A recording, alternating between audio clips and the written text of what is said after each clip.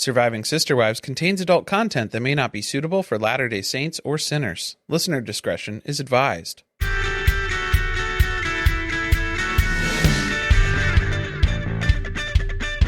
Hello and welcome to Surviving Sister Wives. I'm Corey. And I'm Carly, and we're back with Almost Married by Samuel J. Cooper, Mary Brown's Catfish. This is chapter 6, pages 86 through 106. Fireworks in July? I'll show you fireworks. Why'd we stop going with the names? We lost the theme. The puns. Everything about this is confusing. It's still a question. Yeah. Because there is a question in there. But then July much? That would be the question for the catfish, though. Why Julian to me? You know, like those types of things. We just came up with two that are way better.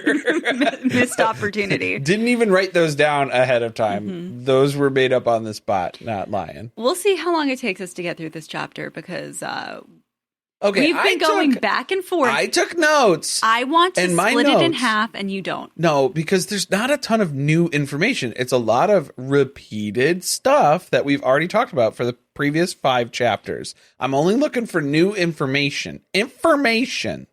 That's all I'm looking for. I have new info. Okay. I'm an in-depth. My page of notes was summarization. Summary? Summarization. Okay. All right. Well, here. What did you miss on? I take last notes week? like I'm in law school. Yeah, but too much. You're going to do a presentation. You're going to be speaking on every single. No. Yeah. No, we just need the expert. tone. This is an investigation after all. Okay.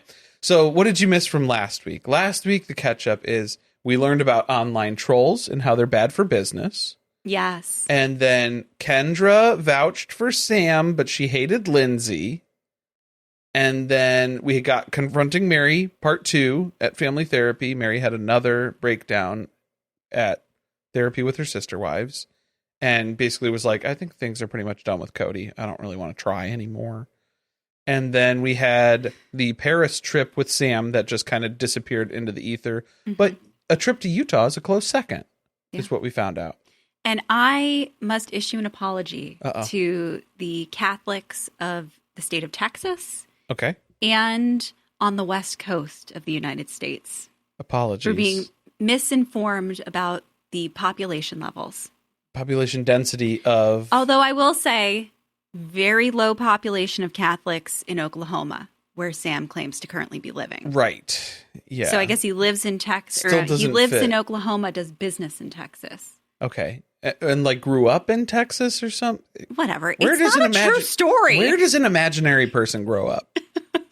It's wherever you want. So he grew up at the Vatican. That's if we want him to be the patron saint of Catholics. That's what we'll do then. The patron saint of catfish. Oh, that'd be pretty good. Yeah. What would that look like? I'm feeling a t-shirt. That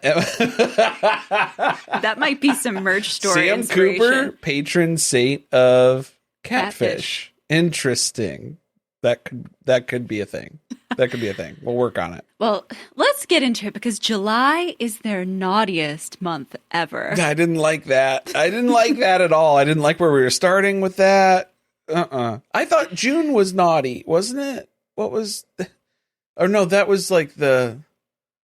I don't They're remember. having sex 2 to 3 times per day, per night. Per week. Per week, whatever. But it's going to ramp up in July. Oh, no. It's also their 5th anniversary. By 5th, they mean 5th month anniversary, not their 5th year anniversary. People who celebrate monthly anniversaries, I will never understand. Well, here's what I'd argue.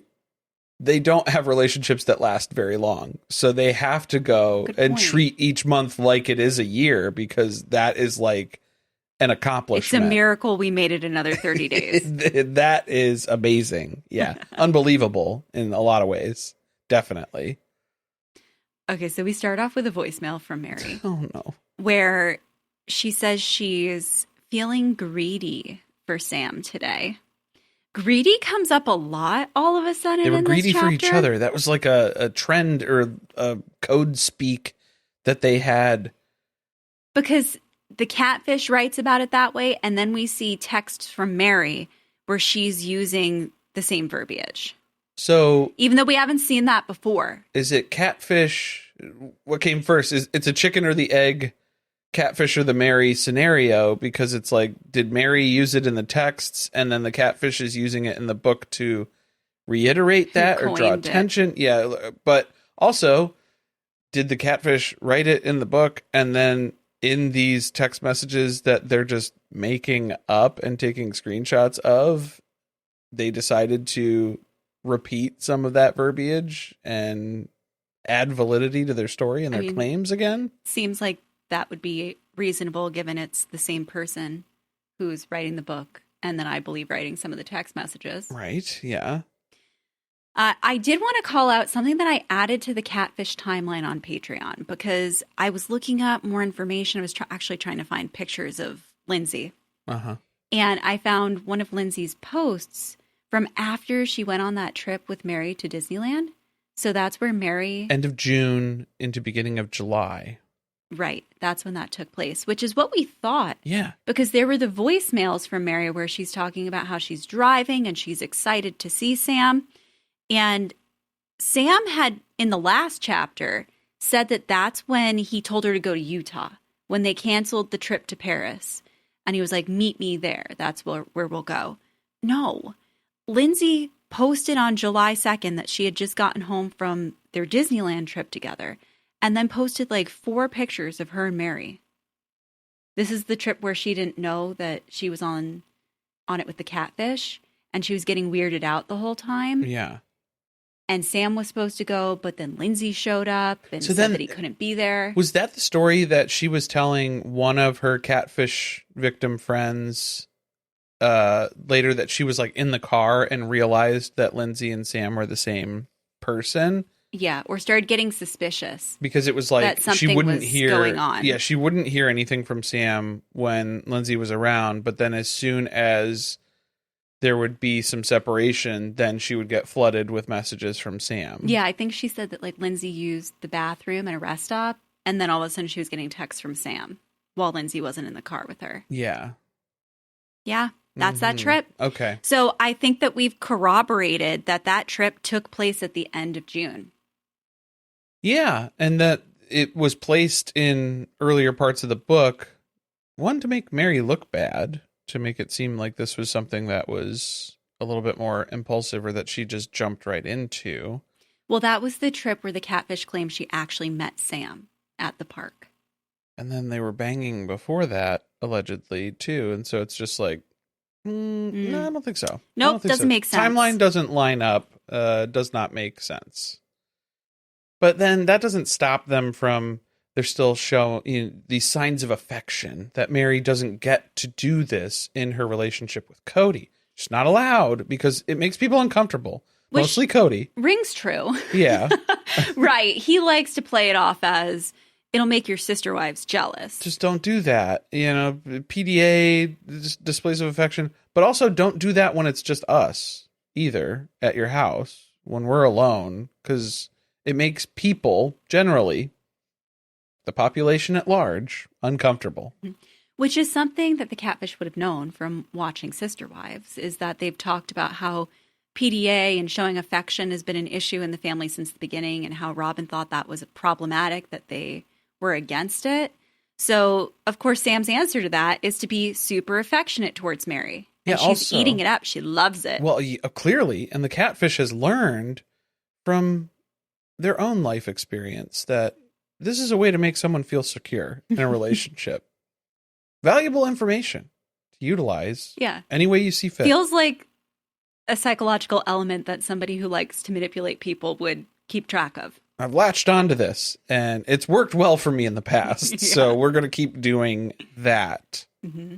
The emphasis, though, that Sam kept placing on how wonderful Meri is and how easy she is to love, was that just kind of to throw things in Cody's face. Oh, about yeah. how that was a direct oppositional quote to things that we've heard from Cody on the show. Yeah, no, that's exactly why I think that was in there, because Cody has talked about how difficult Mary is and how it's hard to love her and she needs to change as a person before he's able to maybe ever get back to that place with her. If you want me to love you, be more lovable. Exactly. Is the approach that Cody has taken.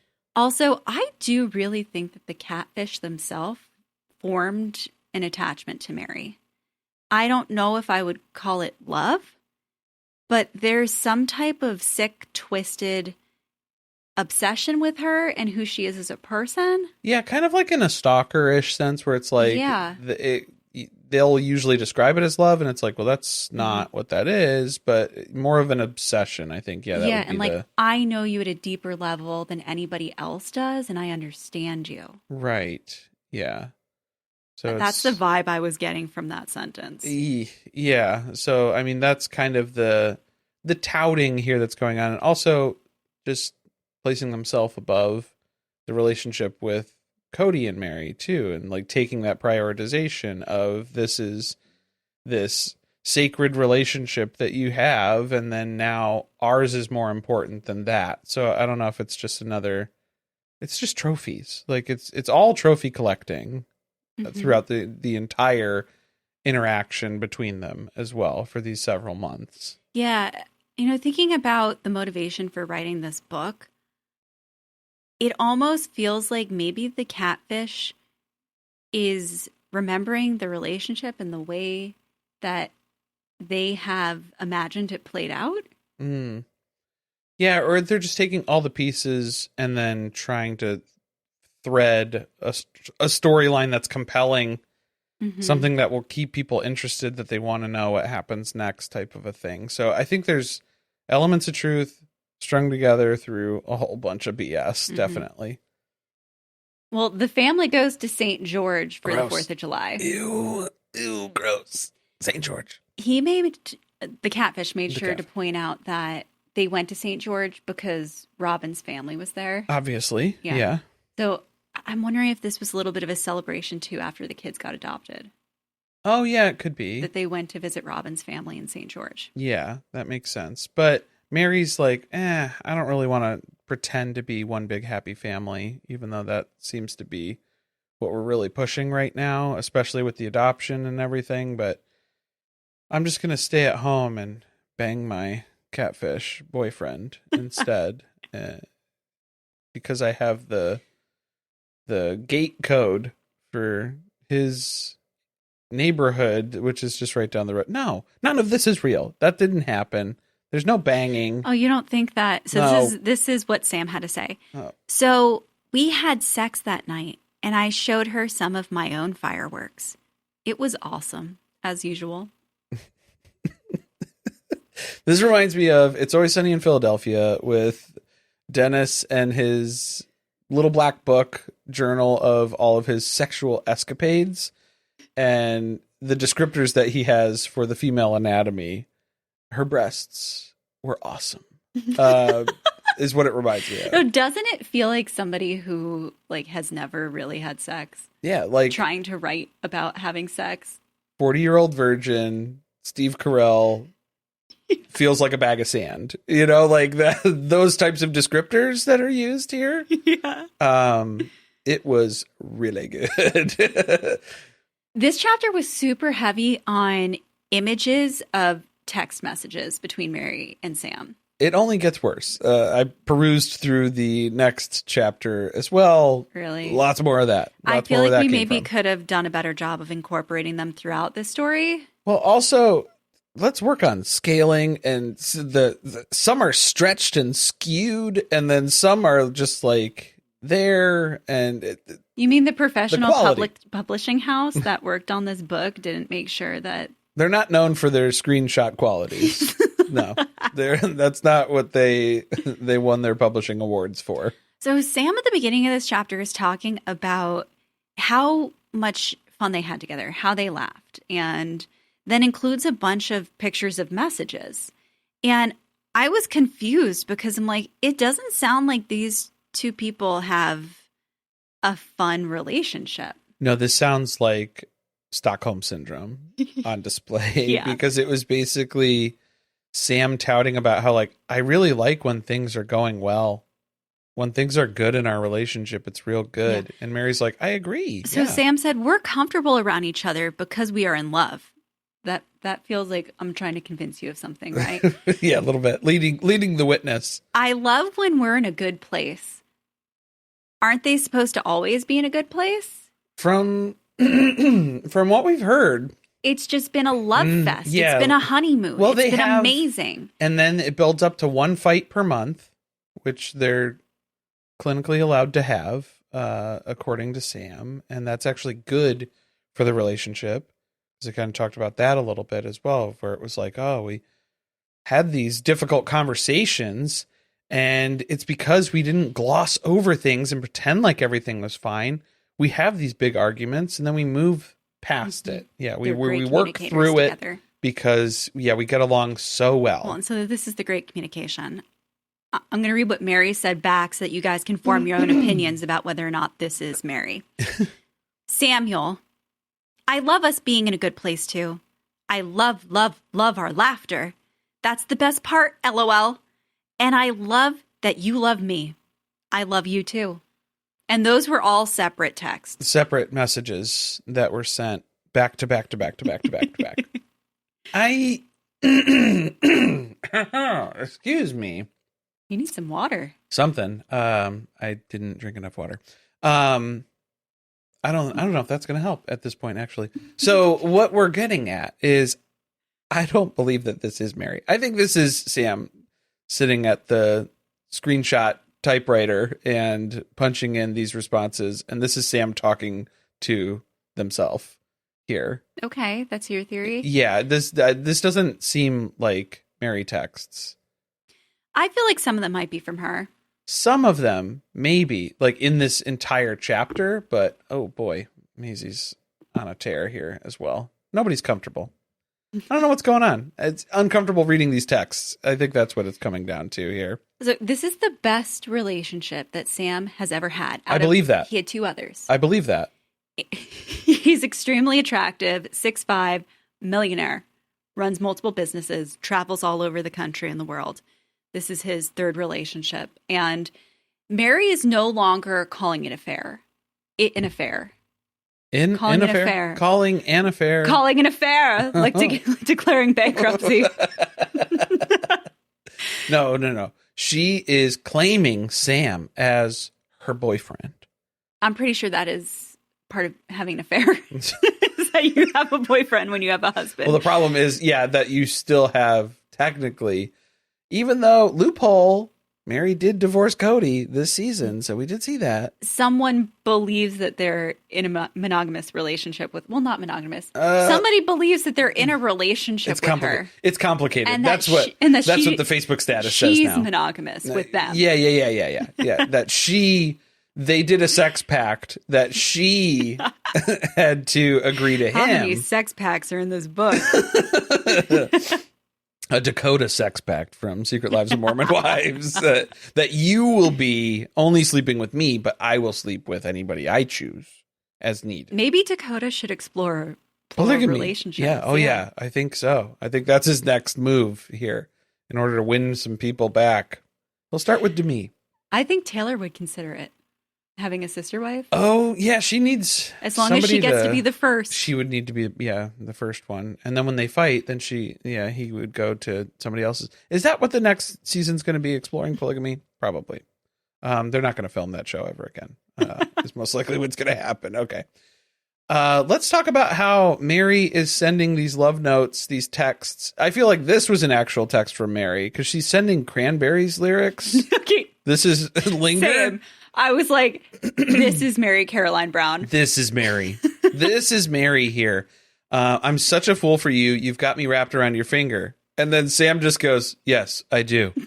Because it's like talking to ChatGPT before that exists. Okay. Creepy. And then I don't think that Sam knew that was a song. I don't think Sam understood the reference. No. Did not pick up on that. Jackie, not a big fan of the Cranberries. No, and especially, well, it's kind of like on Jeopardy when Alex Trebek would read lyrics, and it's like, I probably know the song, but hearing you read the lyrics in the way that you just read them, there's no musical association that comes to mind for that I'm at all. not going to lie. That's sometimes what it's like having conversations with you. Well, yeah, you because I'm just quoting things. I just reference things. And yeah. then I'm like, what are you talking about? Yeah, most of the time. I try to dial it back. No, this is what'll happen. There'll be an awkward pause because I'm unsure of whether or not I need to respond to the thing that you just said. I'm just stimming. And then I'm like, just let me be. I have to ask. Leave me be. Was that from something? Yes. Yeah. Usually it is. And then I just go, Yes. I used to respond. Sometimes. Yeah. Not in a way that made sense with what you said. No. I would just respond to it, think you were actually saying that as part of the conversation. Right. Yeah, and I think my roommate in college, we can carry on where then we both know like what we were referencing and then pick up with where the other one left off. So that was out of control. Not for me. I miss a lot of it. That was wild, but no, I think that's where Sam's at. Sam's missing a lot of this and just trying to tie into any of the control aspects, though. So it was like, oh, that's romantic. Yeah, I do have you wrapped around my finger because you think that this is actually happening, but it's not. So that's the part that Sam likes, and that's what the takeaway is here for that. They talked about kids in an earlier chapter, but we're circling back to that. Of course. Yeah, we have to come back.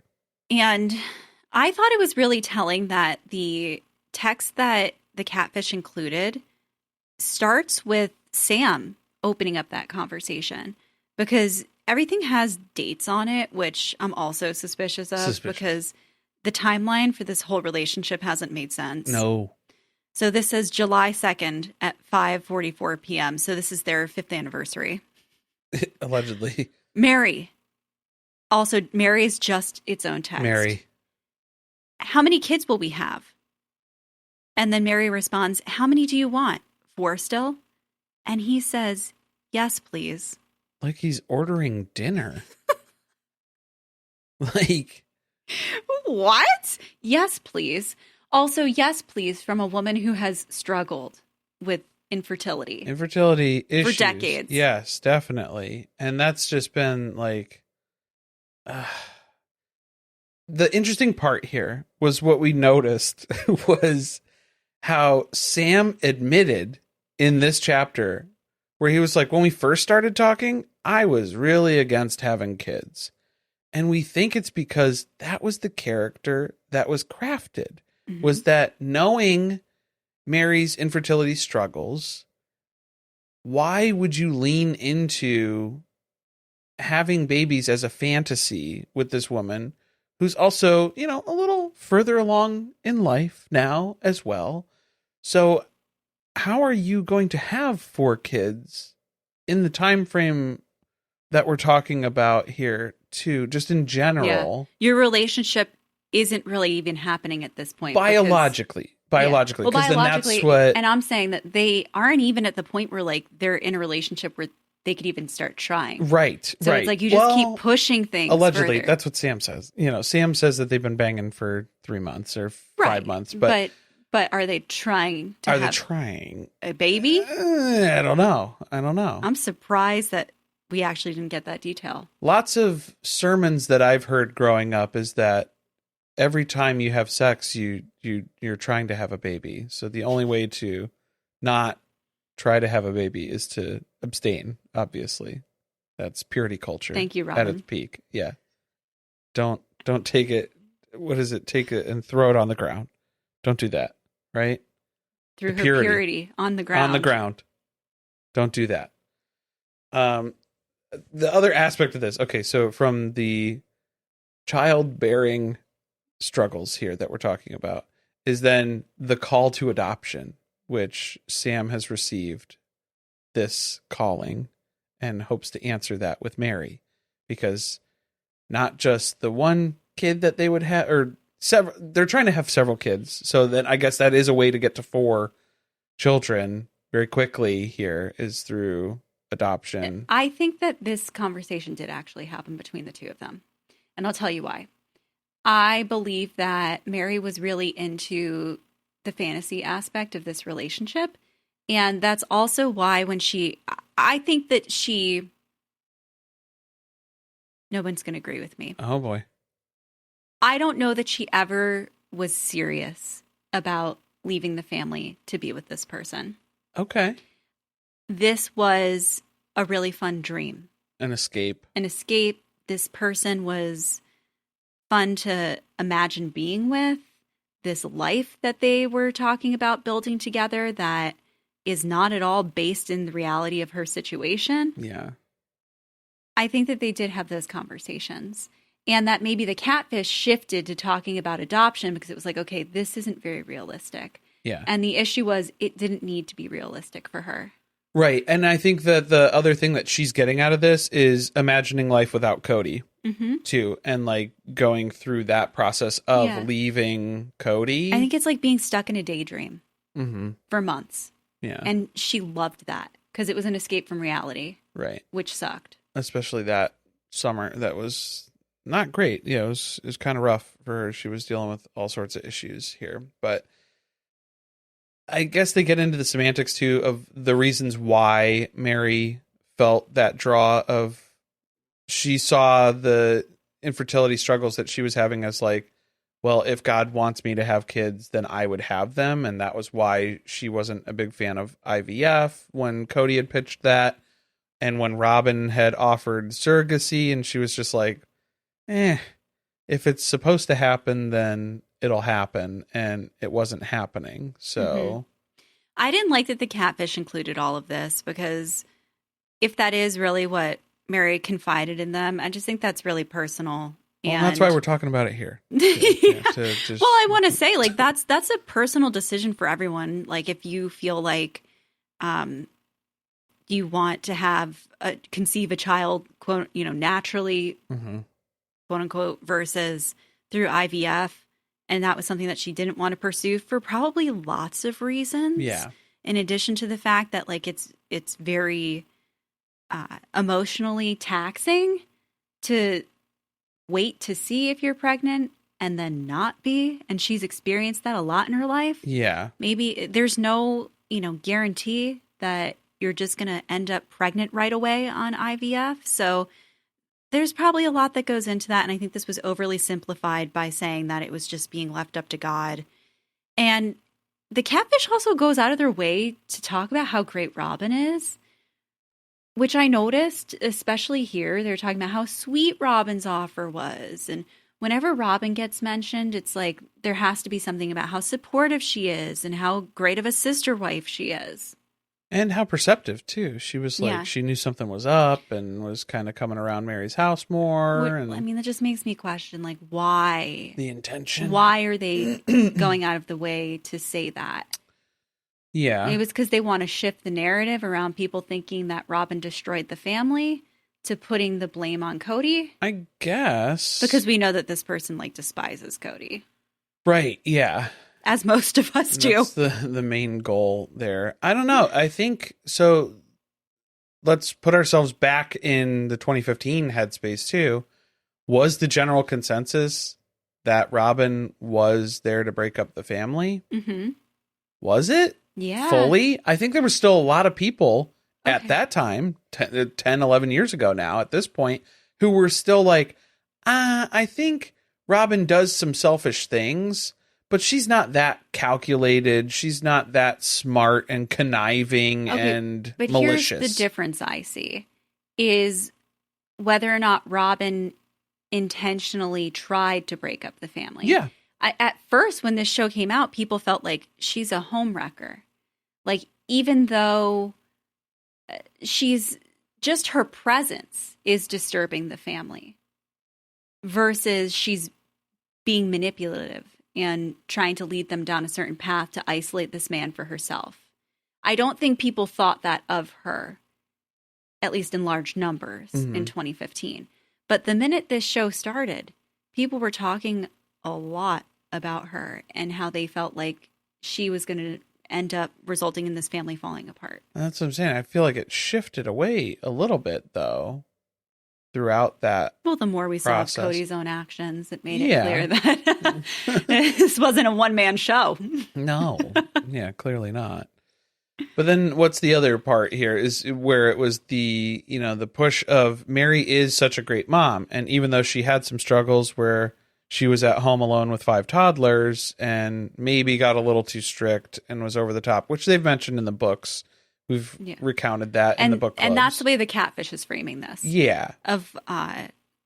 She was perfect, even though she was maybe a little too strict with the OG kids. Yeah. That's the reinforcement that Sam is giving to Mary, because Mary must be talking about how this is something that's on her mind, that weighs on her, thinking about how the kids grew up and maybe mistakes that she made along the way. And that there's always that opportunity for her where she learns and grows and is able to change and adapt and become this better version of herself. Well, that's what the Catfish sees. That's what the Catfish sees. And that's what the Catfish respects about Mary so much, is seeing all of this growth and potential in her. And that's, the most impressive aspect of her entire personality. Mm-hmm. Makes her so lovable. She's such a good mom. She'd tell me stories about the things her child would confess to her. That part, not so good, maybe. To be sharing out that sort of information, that's a little damaging, to say the least. They're going out of their way to tell us something about Mary and then throw a little something in there that's going to upset people in the family if they read this book. Which, there had to have been at least a few people. Just like the pictures of Saul and talking on the phone to him, where it's presented as like a positive thing, but there's really something eerie and inappropriate about it. Ulterior motive behind it, yeah. Mm-hmm. Menacing. Something. Well, we're going to take a quick break here, and we'll be right back with Sam has some medical emergencies that are looming, medical ailments here. So you're going to want to hear about that after a brief commercial intermission. How many medical interventions have we had at this point with Sam? Well, we didn't even talk about what the fuck is going on with my voice. I don't know. My throat is Maybe absolutely it's allergies. Fucked right now. It better be allergies. That's what my mom says whenever anyone's getting sick. It's just allergies. I'm not getting sick. It's just my throat is gumming up right now as I'm trying to talk. I'm just letting you know what's happening. We don't want to know the details. This is my personal experience and I need to share it. So that's what's going on. That's what's happening. Maybe we need to send you to one of Sam's doctors. Is this a medical emergency that I'm facing right now? Is that what's happening? I have leukemia. I had heart surgery. I broke my foot a few months ago. That didn't stop me from going to Disney and getting tattoos, though. Right. Well, how did all Sam of these things walk around Disneyland with a, quote, mangled foot? Mangled. Horribly mangled. But like the foot thing, I can understand there is a benefit to that at Disney. As brutal as it is to walk around and get around the parks and stuff, you get to cut the line sometimes. Yeah. You get the fast pass sort of thing. My cousin broke his leg or his foot. This was in the 90s. And we went to Disney. So I don't know how they handle it now. Right. And he got to have a wheelchair. So he got to be pushed around the park the whole day and got to cut the lines. Yeah. Cutting the lines is a big benefit to having your foot in a boot for a little bit. But that's how Mary and Sam have been banging it up. Remember he ran to the gate chasing after her in that dramatic exit from Disneyland? So do we get to reshoot that in our minds in the cinema of our imagination now of Sam with like hobbling to the fence, the moon boot, trying to rush to the gate to get there? I guess that's why you couldn't keep up. Maybe. Also, it's just because it's the Love Actually is probably what they were going for, because that's a toxic movie too. Anyway, what was the other thing I was saying? Oh, the boot. They've been banging with this boot like this. They've been knocking boots. They've been knocking this boot. Was he in a boot? Did he say that? That's what I'm saying. Well, I don't know. The broken foot. What are they? They don't just put a Band-Aid on it. Some type of there's an apparatus of some kind. At least an air cast, which would be a boot. And so it's just like, He's like, the boot's not sexy. I can't talk about it. to be honest, you guys, I was a little embarrassed about the boot. I didn't want that to be my whole story as part of this, but man, it's a rough go. Yeah. It's kind of good though, because Meri goes on hot girl walks, which now are going to be a time for them to talk to each other because Sam has to go on walks to rehab his foot. And continue marathon training. What? You're going to be running a marathon with your foot in a cast, your horribly mangled foot? We should look up. This would probably take forever. Is there just a database of every marathon that's ever been run in the past, 20 years? Who wants that? So I do. You do? Why? So I can look up Samuel J. Cooper. No, doesn't exist. Not a real person. That's not a real thing. I feel like he would tell us that his mile time is sub 6. Oh, yeah, definitely. He's going to the Olympics. Must be setting world record paces here. That's what's going on. But that gives them time to talk on the phone because they're both going to go on their walks where Mary's able to get out of the house because Leon's in there cock blocking. And we got to figure out these ways to make time for each other. Mary's spending the whole time either sitting out back with Mosby, trying to potty train Mosby, or going on hot girl walks. And that's the way that you can, get your That's how you phone. have an affair. That's, I guess so. That is what happens. Yeah, you just end up on the phone outside a lot, and that's what happens. Oh, my favorite part of this chapter. Oh, this is good. Sam sends Meri a therapy worksheet, just completely unsolicited. Out of the blue one day, Sam just woke up and chose violence. No, actually, God told Sam, you need to send Meri this worksheet and ask her to fill it out about the descriptor for this was all messed up. It kept saying second sister wife. And I was like, oh, so that's Christine. And then as we read about it and the chapter continued on, I was like, no, they mean Janelle. You're talking about Janelle. Mm-hmm.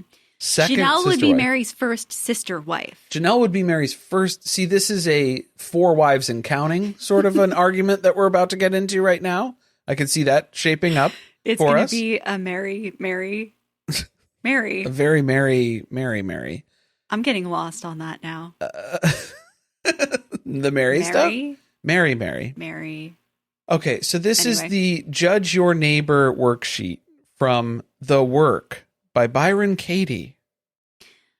I did some research on Byron Katie and the worksheet because luckily they included a picture of it. You couldn't read it, but you can still find this. Fuzzy. You can find very PDFs blurry. of it very easy by Googling. But also, which I did. Carly did the work. Don't read it yet. I'm not reading it. I'm just opening it up and showing. Mm-hmm. Yeah, Carly did the work. Yeah.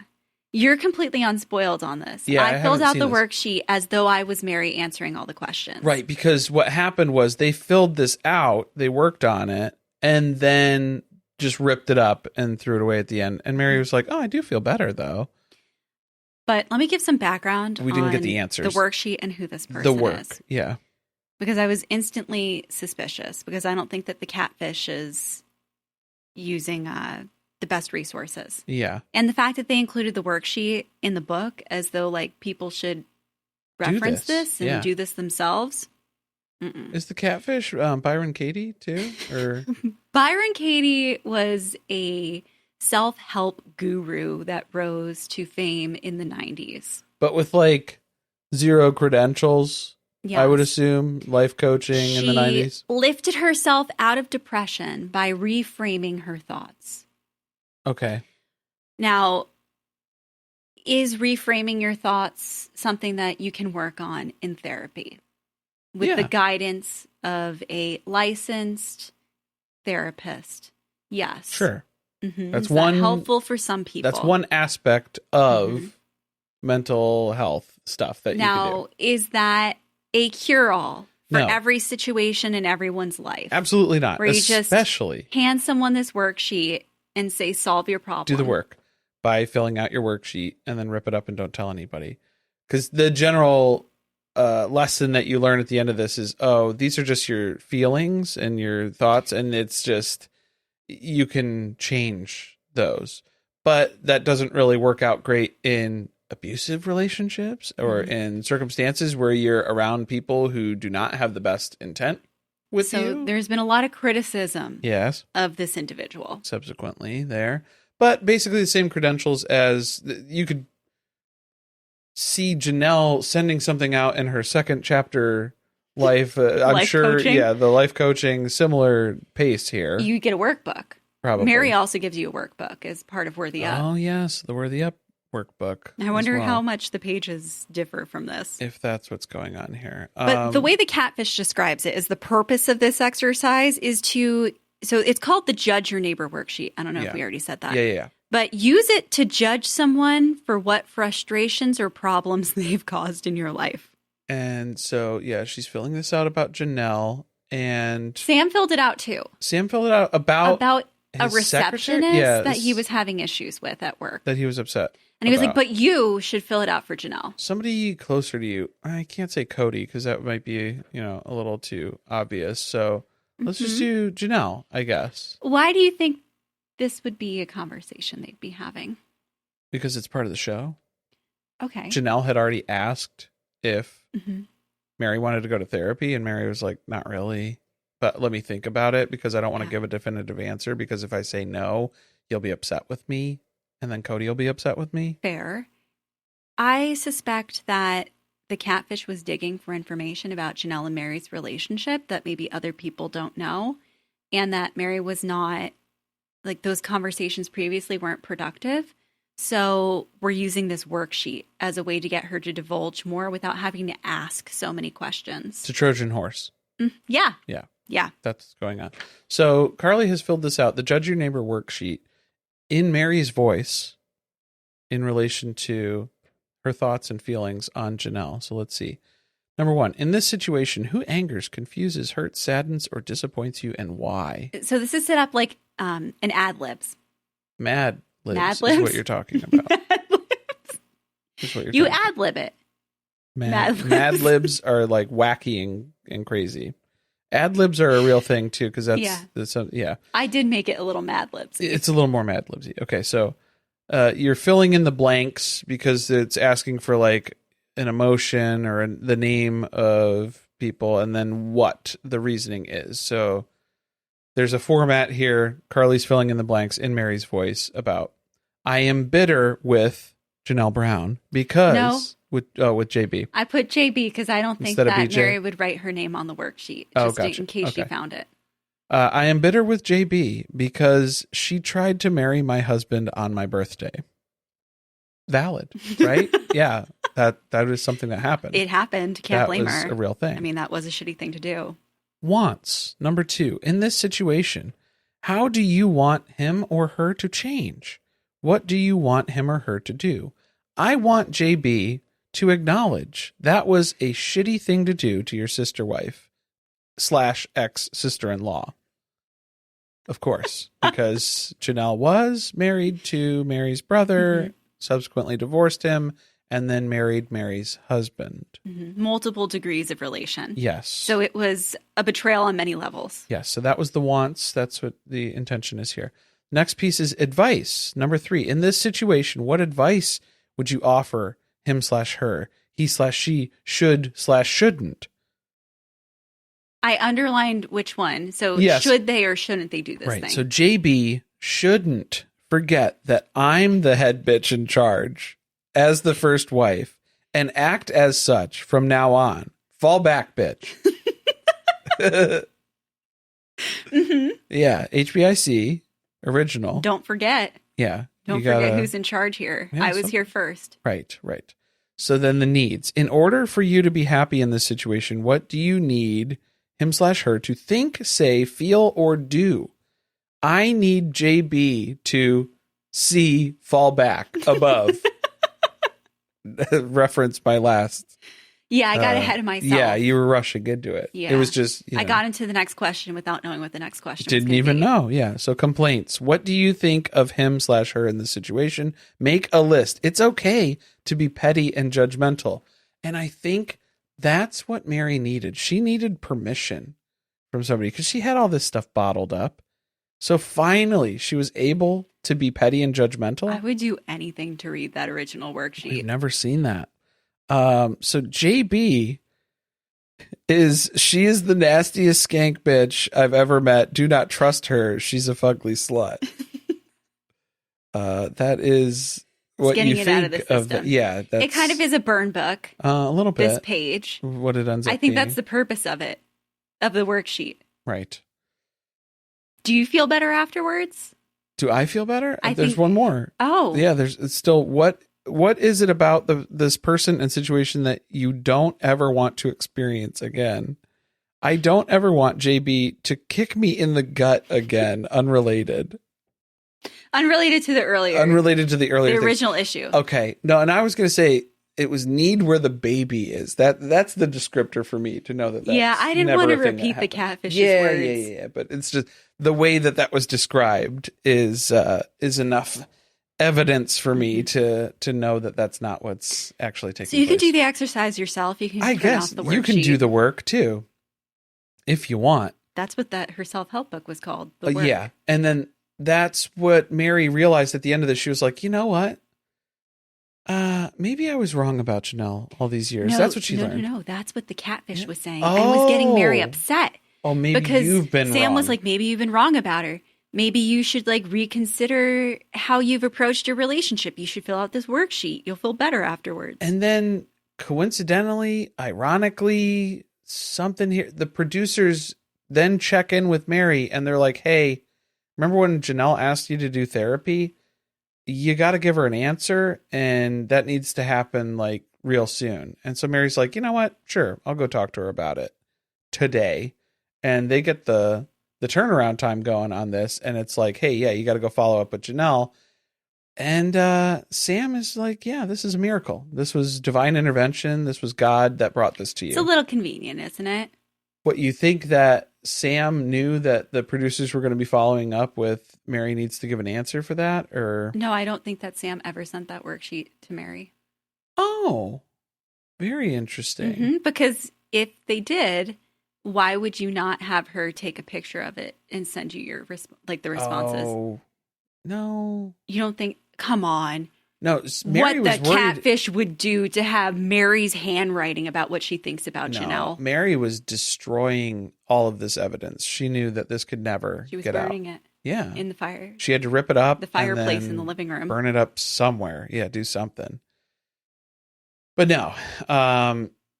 Production jumped all over this. And then what was the other thing?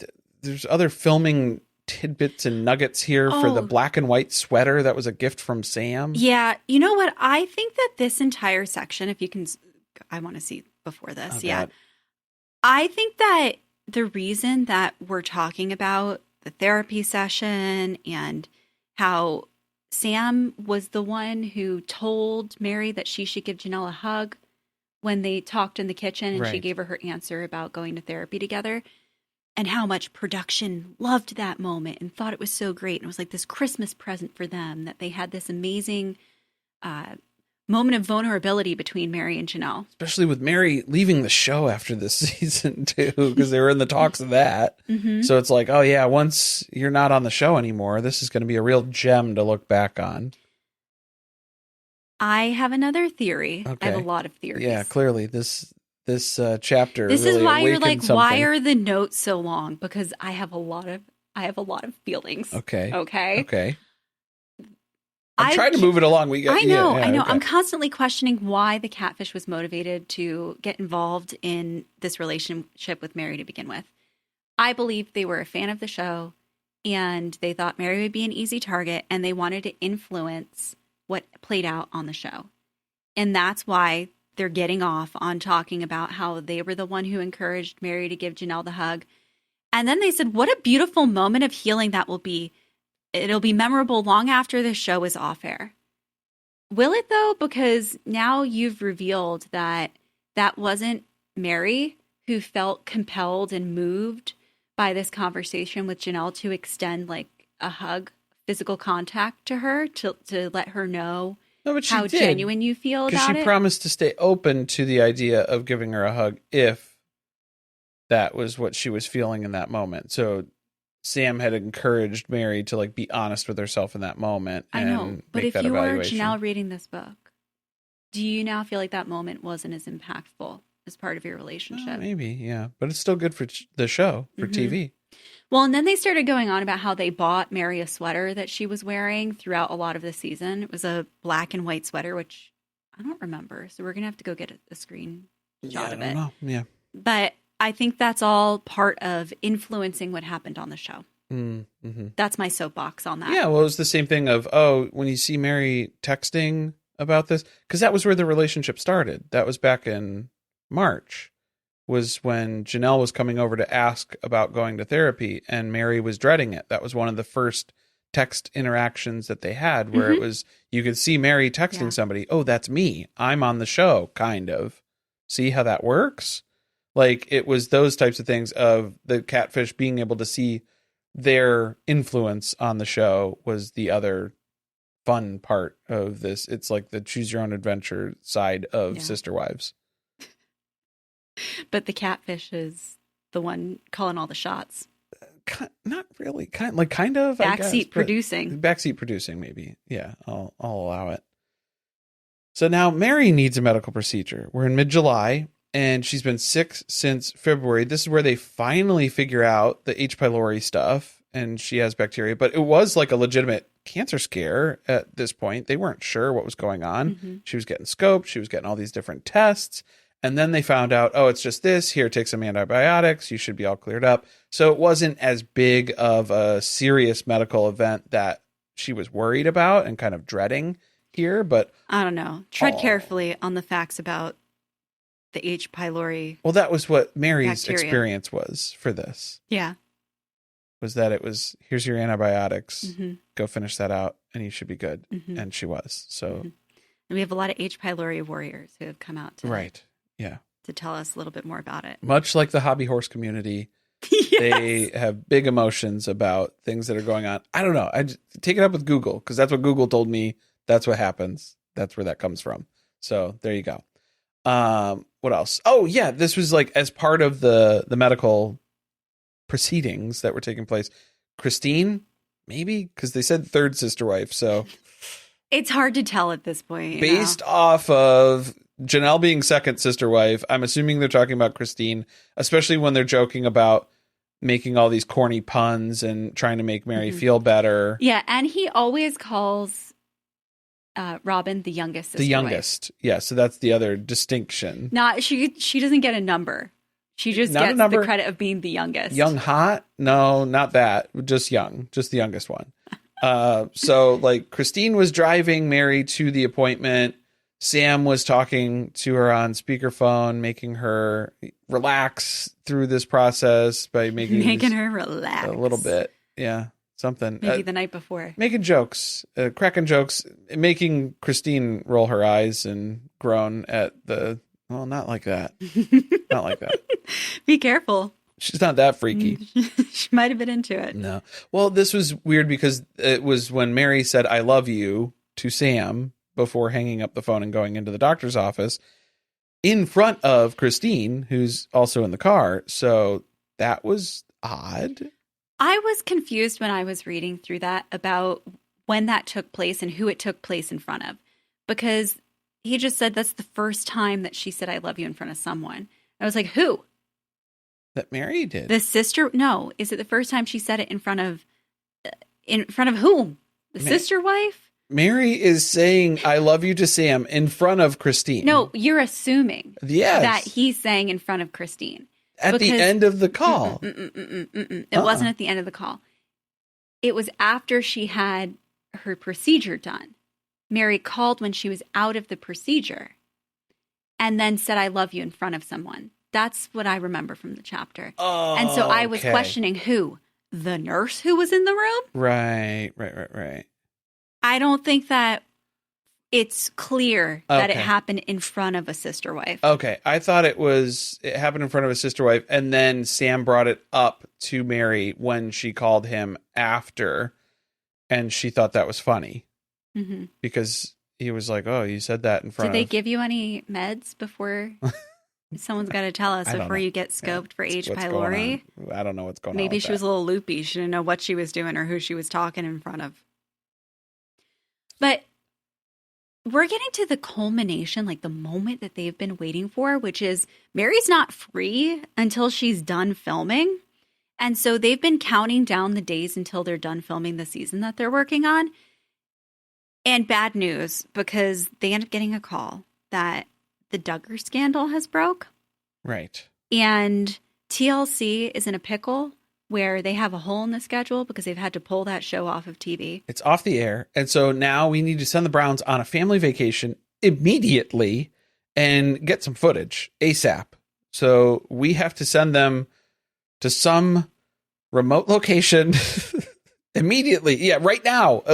When can you get on a plane? We're going to take care of everything. All expenses paid. Don't think about it. Just go. And then we'll figure out what sort of episode we're going to make out of this. So they go to beautiful Alaska. And this is the Alaska trip that becomes very pivotal in the entire catfishing We're getting storyline. close to the end of the relationship. Yes. Mhm. Yes, yes, yes. This, of course, messes up the fact that they were going to walk away from the show the minute the cameras went down, because now the cameras are not going down. They're No. continuing to film. And that causes an argument between Sam and Mary.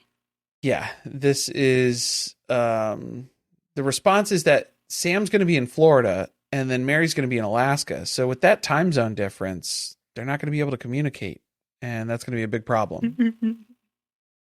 That's the issue here. Why are we going to Florida now? It's a new state that we're adding into the places that Sam frequents. It's the friendliest state in the Union for Catholics, so that's why Sam's going to be there, I assume. She does live in Oklahoma, but she was on vacation with her family in Bora Bora. Very smooth.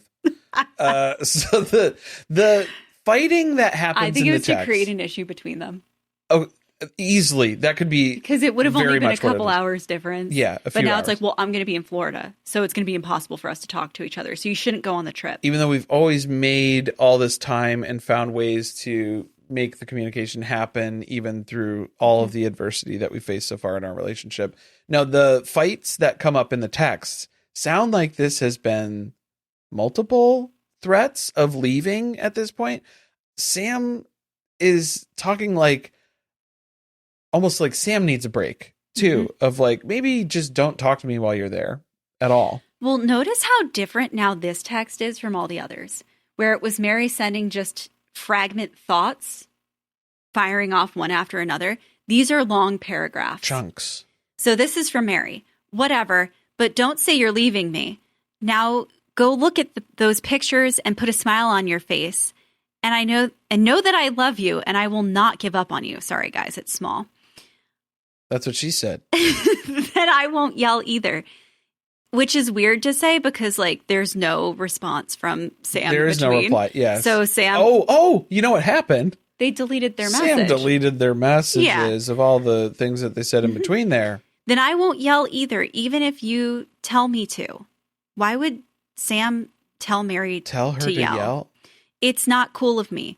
I thought that you wanted me to do that. I love you. Please don't threaten to leave again. I'm scared you really are leaving, and it breaks my heart.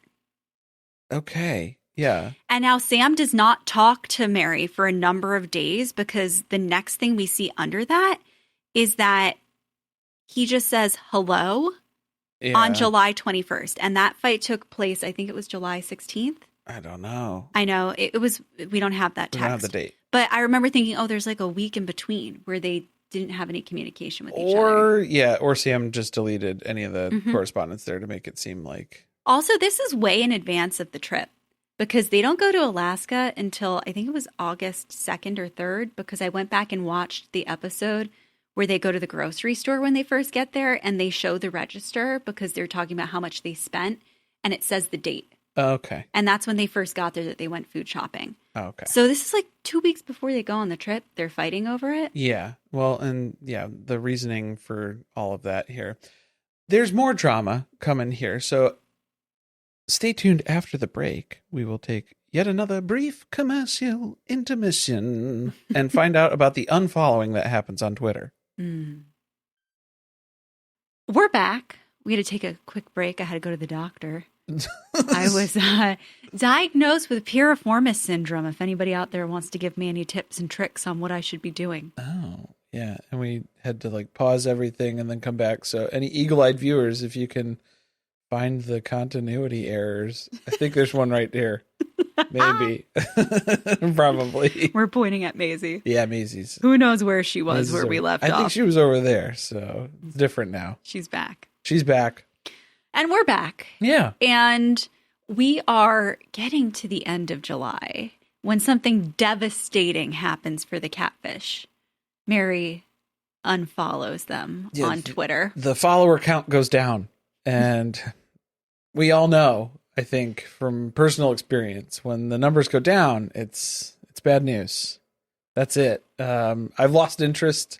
I don't want to do this anymore, sort of. I guess, is that what it comes out to? I mean, it's pretty bad when the person you're catfishing stops following you. It doesn't look good, but it's because it's in response to, it's all of these swaths of articles. It's the paparazzi really is the reason why, is because all these terrible, terrible stories that are being published about Mary's inappropriate relationship, which we couldn't find any.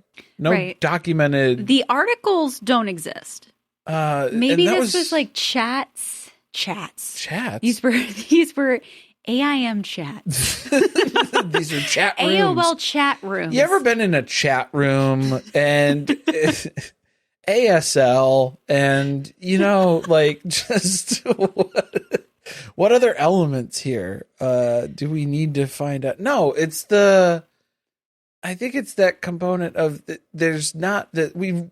I'm all over the place. We talked about this last chapter too, which is pretty much every single topic in this book. We've mentioned this before. We tend to circle. Yeah, it loops. It doubles back, and it keeps doing that. So these stories that are being published, that's not really a thing. It's maybe online chatter is what they're referring to, but I think that's just building into the narrative here of, oh man, people were on to us and our love wasn't going to make it, I think, or something. I think that the catfish is making up an excuse for why Mary unfollowed them. Oh, yeah. Okay. Because Mary's getting suspicious at this point in real life. I think so, because we know that she took the trip where Lindsay showed up instead of Sam at Disneyland at the end of June. End of June. And now it's about a month later. Mm-hmm. I kind of think that all throughout July, Mary's been thinking, what is happening? Something's off. Yeah. Mm-hmm. I think she's been catching on. Mm-hmm. Well, and maybe Sam, I'm giving her too much credit. Maybe to an extent, because then Sam's talking about this as it was unfollowing. They both unfollowed each other, but then Sam is asking Mary to follow him again, and Mary's saying, no, trust me on my judgment on this. It's not going to look good, so I'm not going to protect our relationship. Yes, it's to protect this. But I think if that was like a constant thing, or like that was a thing in their relationship where it was like they would fight and unfollow, and if that's a manipulation thing too, Mary might be sick of that. Sounds a little back and forth, Feels like that's where the relationship was probably at. That could be a thing. Yeah. A little immature. Seems like that's part of the consideration here. But that gets us to late July. July 29th, you guys, a day that will live in Sister Wives infamy. Burned into a lot of our memories. The day the banana photo was taken. Oh, it's the banana incident. Now, some people may not have seen this photo. Wow. What is that like? What is life like pre-banana pic? So I guess let's explain. This is a photograph of what appears to be a woman We only see from like the bottom of the nose to the bottom of the banana. Banana for scale. Yes, obviously. That's what it's being used for, according to Sam. Well. And there's a banana which has been seductively peeled open, held up to the mouth, to the lips, and they do appear to be Meri Brown's lips. And just the tip has breached the surface, as it were. But, okay, this is insult to injury here. This is all taking place on Leon's birthday, guys. July 29th is Leon's birthday. Do we really believe the catfish's timing, though? Because they've fudged some other things so far, right? To create a narrative. Would that just be the cherry on top? For real? It seems like... On top of this banana split. It's... That would be just absolutely horrible, unforgivable, I would say, to say that this took place on Leon's birthday if it didn't actually. Here's my argument against it. They're going to leave in just a few days to go to Alaska. Who has time? When you're packing, preparing to go on a trip that's like 10 days long? Not everybody packs like Carly packs. I have all the underwear to wash. Not everybody also, packs. I like have Carly to packs. leave the house in pristine condition in case I die while I'm on the trip. And then somebody has to come empty out the house. Swedish death cleaning before every vacation. Yes. Is what happens. And I have to unplug all the things that are plugged in. Obviously, yeah. Because I may or may not have OCD. Does anyone else do that? I shut the water off sometimes when we leave. Okay. Yeah. And we're not even gone for like that long. Yeah. But You just never know. I'm not messing around with that. I just expect things that don't happen when I'm in the house to happen when I'm gone. And then when I'm not here, it's going to happen. Yeah. Like for the toilets and stuff too. They're all going to overflow. Yeah. I would shut those off and stuff. So what I was doing was I was just doing the main cutoff at the house there because I'm not running anything. I'm not turning on any sprinklers or anything. So no wet bandits up in here. No wet bandits. Nope. Yeah, you got to find the main first. Good luck. But, okay, so this starts off the conversation. Let's get back to the banana, the real topic at hand here, and tip of the tongue as well. Topic we all want to tackle. So it starts off with a playful conversation about size and scale of Sam's anatomy. But why would you need to be speaking in these terms and in these playful comparison ways if you've been sleeping together for 4 months, 5 months at this point? That doesn't make any sense. I'm going to read the text. Oh, no. This is supposed to be July 29th and 3:52 p.m. This feels like, this feels invasive. I'm going to plug my ears. Okay. I'll tell you, most of this is going to be Meri, and then I'll tell you what part Sam. Starting with Meri. I've always thought about a foot would be good, give or take an inch. I think those are the best ones. Oh, you can't? I thought you said yours was pretty long. First of all, what is she replying to? Oh, you can't. I don't know. You don't know. You can't hear me anyway. Corey's plugging his ears. Now, Sam says, I mean, if that's what it takes, I guess I could do that for you. And she replies, maybe it's not long enough for my taste. I was wondering how you were going to do the last one. Okay. If it was going to be an like a delicious or if it was going to be different. I'm not going to lie. The first thing I'm going to do after we stop recording this is go listen to how Ace read that. Those texts. Okay. Well, I can mean, only imagine. If that's what it takes, I guess I could do that for you. What? Grow a foot-long penis? So I'm saying none of this makes sense. I've always thought about a foot would be good. A foot? Also, this woman's been married for 30 years. Okay. I think those are the best ones. What is she talking about? Maybe, yeah, there has to be other questions that are being asked in between here. Is this a fruit by the foot? Sam's deleting the leading questions. And then when you delete them and you just see these texts together, it implicates. It looks like you're talking about something else. I don't know if Meri would put this stuff in text. You think she's a little bit more cognizant of that? I think she's a little bit of a prude. Oh. I know the photos don't really back that up. Mm. I don't know if she can like verbalize things. I think she's she's not more verbalizing, just like she's typing it. Same thing. Okay. I think she's like a surprise, here's a photo kind of gal. Oh, unprompted. No real conversation around it. It just happens. Right. Okay. Offering a taste test.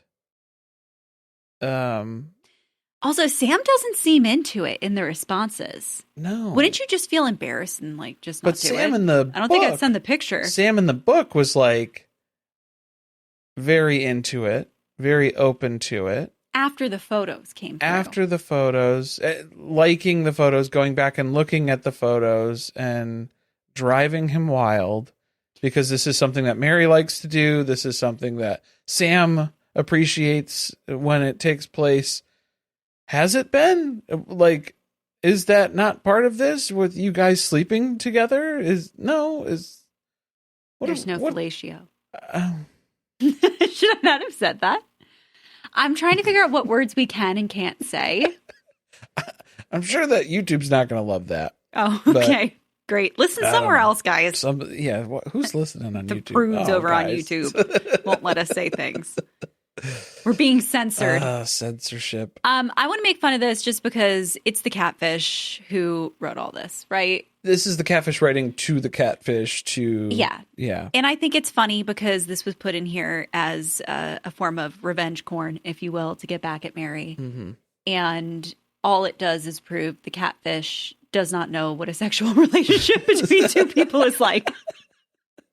It's hard. Yeah, that's very difficult to replicate in the catfish relationship process. Mm-hmm. It's mostly just these fantastical situations that you find yourself in and the fantasy of things. But here's also how I know. Uh-oh. I looked at it about 100 times at least that day. 100 times? For what? Because the stringy bits were still on the banana? Because, that was bothering me too. I can't even eat bananas.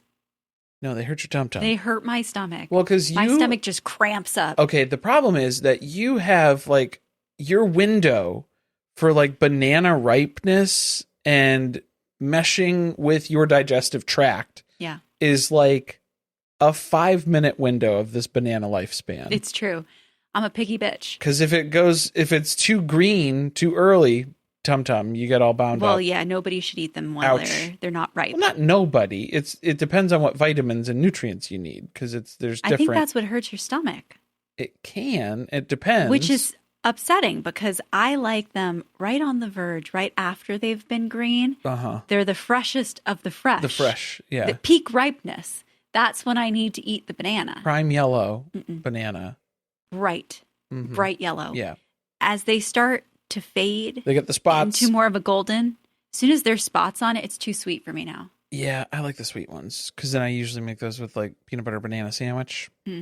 It's a texture thing for me too. They get a little mushier. They get too mushy. Oh, sometimes I'll mix them into after they get old because usually what always happens is we have a couple bananas and then by law we have 3 that are like just going bad of the bunch. They've become banana bread. You always decide it's going to go into the freezer and I'll save that for banana bread. And that day sometimes comes around, maybe comes not so much. Sometimes. I have been throwing them into pancake batter mix. I feel like we're going on. I'm hungry. This is a problem. Tangent. Like I'm just trying to avoid Peyton talking talked about mock tapioca pudding. Yeah, and granola. I'm trying to avoid talking about the banana going in Mary's mouth. Okay, because Meri had her banana bread recipe. Remember that was to change the algorithm and fix everything that was going on with the searches and the indexing that was happening. Shrewd of her. Shrewd. Yeah. Oh, well. I guess. She learned a little bit about SEO. SEO. Yes. That was it. That was what was going on here. These pictures were completely unsolicited. The catfish says that. So I feel like that backs up my thought that Meri just like got in a little bit of a kinky mood and was thinking she'd send a little surprise. Because there's also the bathtub picture. Remember that? I don't remember that. Okay, I so blocked it out. There's a picture where I think you just see Meri's feet Probably. emerging from the bubbles of the bathtub. Yeah. But she was taking photos of herself while she was in the tub. Okay. And sending them to the catfish. There's some candles lit. There's an ambiance. Oh. It's like that scene in The Big Lebowski. That's what comes to mind for me. You don't have to worry about it. Don't think about it too hard. Okay. The photos, though, this is where we get confused. Mixed signals from Sam yet again, because Sam knows this is intrusive to share these photos out. And that's why I'm not sharing the bathtub pic. Or I don't know. It was on the blog. Okay, it wasn't posted on the blog. But Sam's apologizing for having posted these photos, the private I feel photos bad of about Meri, this. Yeah, on in hindsight. notbatmanyet.com. Right. For everyone to see on my blog. Not really feeling bad enough yet to not include it, copy and paste into the book here again, though, I guess. Which we're selling for profit. Which we are selling. At least the website was free. Yeah, so now this is adding another layer of complexity into the guilt and the exploitation that's happening here. I cannot imagine what it must have felt like to be Meri. I know that she's doing something wrong, right? She's participating in an affair. But I think that you still have a certain level of privacy that should be expected, that when you're doing something that is private and vulnerable, that you don't expect that it's going to be shared publicly for everybody to look at and laugh at. It's humiliating. Yeah. Uh-huh. Definitely. That's a part of it. But she does have a rockin' bod. As Sam is willing to let us all know. She has the perfect body. At least he's complimentary, I guess. Very complimentary. Yes. On the anatomy.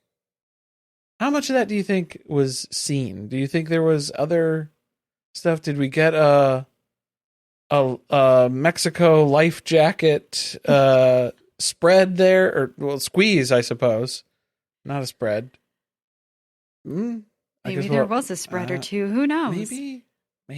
I think that they had a lot of phone sex. I think there was a lot of phone sex. But I feel like Meri either didn't use the camera, probably because what was Sam going to show? There was no Sam. Yeah, it's tough. So maybe it was even Sam who insisted that they don't use any video. The phone.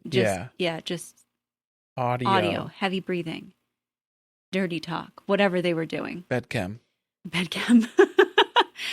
Or if she was using the video, I think she kept it like neck up, which was why she was so upset that day. Her hair didn't look good. Right. Oh, yeah. That was the concern. Not feeling attractive in that moment. It's tough. Tough to get in the mood like that. Sometimes it's just not happening, you know? Doesn't work out. You need a banana pick to spice things up. From the tub, too. Take the banana into the tub. Don't do that. Maybe don't do that. That's how you end up with H. pylori. No, I don't know. I'm not a medical professional. This isn't a medical podcast. This isn't a medical podcast. Don't take any advice from us. It's time for her to go on the trip, finally, to Alaska. Yeah, we have to circle back on this. They've been arguing about it for 2 weeks. We were starting to talk about this, and then it's the family trip. Take some time away. Don't even talk to me, because I've got a lot going on with my businesses, probably, or something. My receptionist, who I'm having issues with. Right. That I needed to do the worksheet about. Yes, the work. I'm doing the work with my receptionist. Please see yourself out.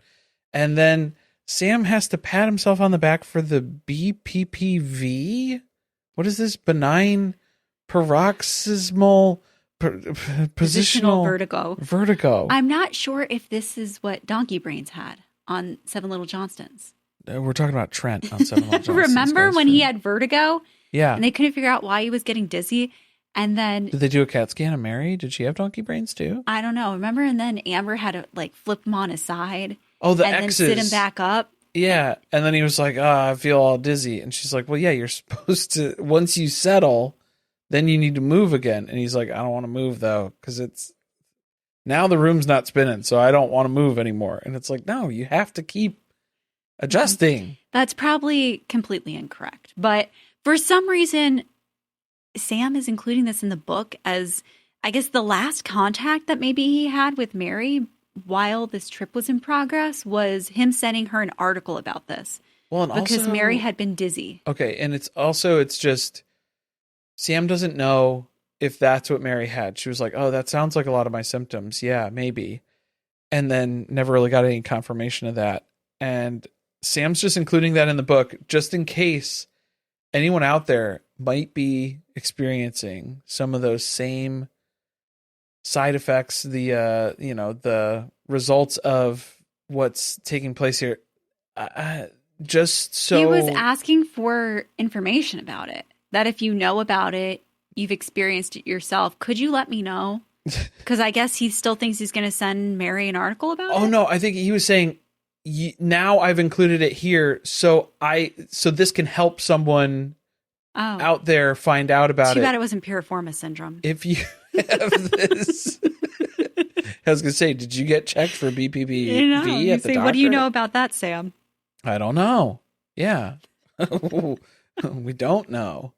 So this is it. This is them getting ready for Mary to go on the Alaska trip, which we know kind of unravels the entire catfish relationship here from what we know. This is the weird dinner that Mary has with everyone in the family, telling them that she might just up and leave someday. She might just be gone, out there going, whatever.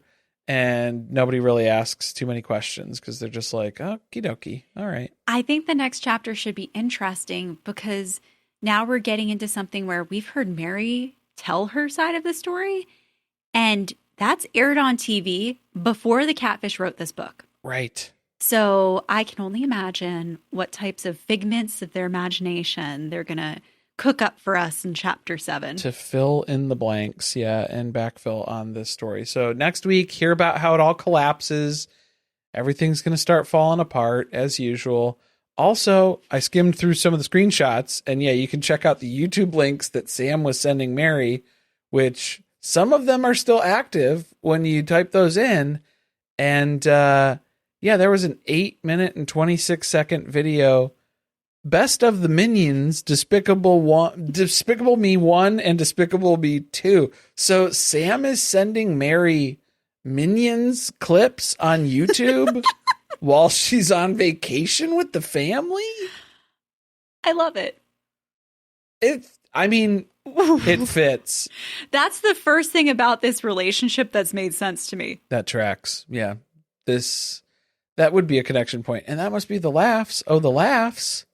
Minions. Just watching Minions clips. Big fan of the Minions. Sending all the scenes back and forth to each other. Plus, this was back when there was only 2 Despicable Me movies. Mm-hmm. Man, what a world. Should we do a rehash of us watching that? I'll be honest with you guys. Just the 8-minute clip. Oh, the 8-minute clip. Not the whole movie. Okay. Yeah, maybe that could be like a Patreon thing or something. I'll be honest with you guys. I've never seen the Despicable Me films. Me either. Yeah. So this will be our first exposure. I mean, I know Minions. What a minion is. I know what a minion is, you guys. I'm not, I'm not a monster. I'm familiar with the lore, but I haven't experienced the films, so I can't speak from absolute experience there. Guys, there's so much going on in the podcast. Please listen, because I think we're realizing that some of you aren't. You're just stopping the episode before the end, and then you're being caught by surprise when new things are popping up. And you're missing the Despicable Me memes and stuff too. I'm trying to send you guys Minions clips. Watch them at the end. That's what's happening. Welcome to Plathville is back. It's here. There's a brand new season. We have an episode out already. Check that out. Wow. Check that out. Check it out. I just turned Canadian. It's over on the Surviving Reality Pod Thank you. Check that out. We're also recapping all of the new season of Seven Little Johnstons, which has been so enjoyable.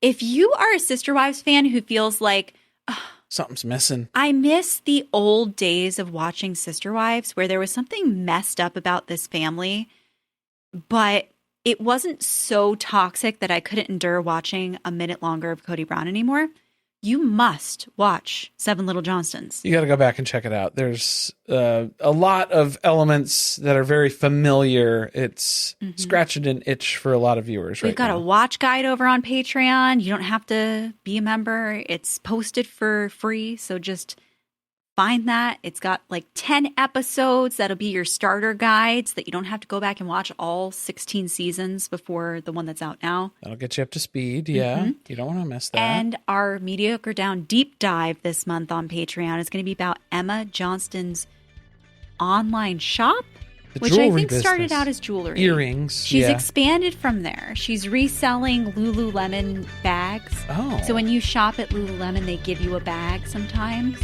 She's for free. They give you the bag for free. She's selling the bag for money.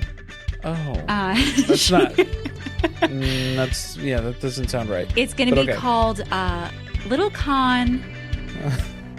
It was a Little Con Big Markup.